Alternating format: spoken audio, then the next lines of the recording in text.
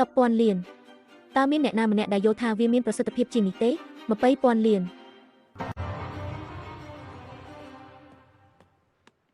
200ពាន់លានអូខ្ញុំជាលេខារបស់នាយកប្រតិបត្តិសុងហៃយ៉ុនជេ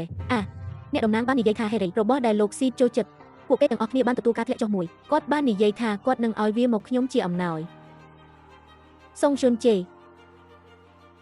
អ្នកស្នងតំណែងពីសងហ្គេតអ៊ីនសុងគូខ្ញុំគិតថាខ្ញុំបានជួសជុលវាត្រឹមត្រូវសម្រាប់លើកទី2តើសេជាត្រូវបានអ៊ីនសុងហ្គាវីប្រហារយ៉ាងដូចម្ដេច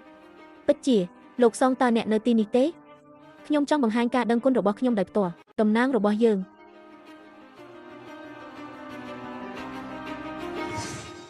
ដោយសារកាលៈទេសៈមែនហេរីចាំបន្តិចសិនហេតុអ្វីតើអ្នកអាចឲ្យខ្សែកនោះមកខ្ញុំបានទេខ្ញុំក៏ចង់ធ្វើបែបនោះដែរវាជាអំណោយមួយដែលសៀវសងបានឲ្យខ្ញុំសូមអភ័យទោសខ្សែកនោះជាមរតករបស់ម្ដាយខ្ញុំវាពិតជាមានតម្លៃណាស់សម្រាប់ខ្ញុំអ្នកមានខ្សែកស្អាតច្រើន